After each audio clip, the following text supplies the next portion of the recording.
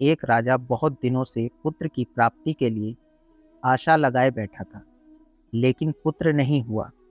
उसके सलाहकारों ने तांत्रिकों से सहयोग लेने को कहा। सुझाव मिला कि किसी बच्चे की बलि दे दी जाए तो पुत्र की प्राप्ति हो जाएगी। राजा ने राज्य में ढिंढोरा पिटवाया कि जो अपना बच्चा देगा उसे बहुत सारा धन दिया जाएगा। एक परिवार में कई बच्चे थे, गरीबी भी थी। एक ऐसा बच्चा भी था जो ईश्वर पर आस्था रखता था तथा संतों के सत्संग में अधिक समय देता था। परिवार को लगा कि इसे राजा को दे दिया जाए, क्योंकि ये कुछ काम भी नहीं करता है, हमारे किसी काम का भी नहीं है। इसे देने पर राजा प्रसन्न होकर बहुत सारा धन देगा। ऐसा ही किया गया। बच्चा राजा को दे दिया गया। राजा के तांत्रिकों द्वारा बच्चे की बलि की तैयारी हो गई। राजा को भी बुलाया गया। बच्चे से पूछा गया कि तुम्हारी आखिरी इच्छा क्या है। बच्चे ने कहा कि ठीक है, मेरे लिए रेत मंगा दिया जाए। रेत आ गया। बच्चे ने रेत से 4 ढेर बनाए।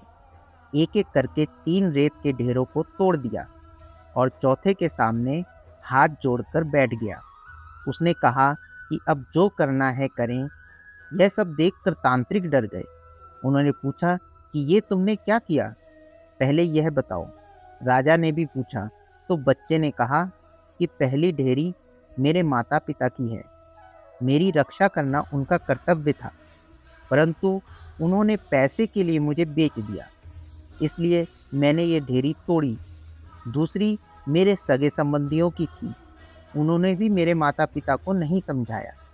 तीसरी आपकी है राजा, क्योंकि राज्य की प्रजा की रक्षा करना राजा का ही धर्म होता है। परंतु राजा ही मेरी बलि देना चाह रहा है, तो ये ढेरी भी मैंने तोड़ दी। अब सिर्फ अपने सद्गुरु और ईश्वर पर ही मुझे भरोसा है, इसलिए यह एक ढेरी मैंने छोड़ दी है।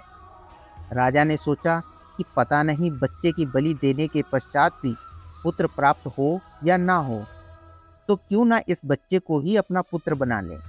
इतना समझदार और ईश्वर भक्त बच्चा है, इससे अच्छा बच्चा कहाँ मिलेगा। राजा ने उस बच्चे को अपना पुत्र बना लिया और राजकुमार घोषित कर दिया। अतः जो ईश्वर और सद्गुरु पर विश्वास रखते हैं, उनका बाल भी बांका नहीं होता।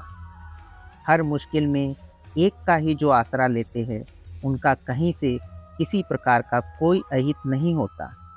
ओम नमः शिवाय। दोस्तों, आपको ये प्रेरक कथा कैसी लगी, हमें ज़रूर कमेंट में बताएं। आगे भी इसी तरह की प्रेरक कथाओं के साथ हम फिर हाजिर होंगे। तब तक के लिए ओम नमः शिवाय।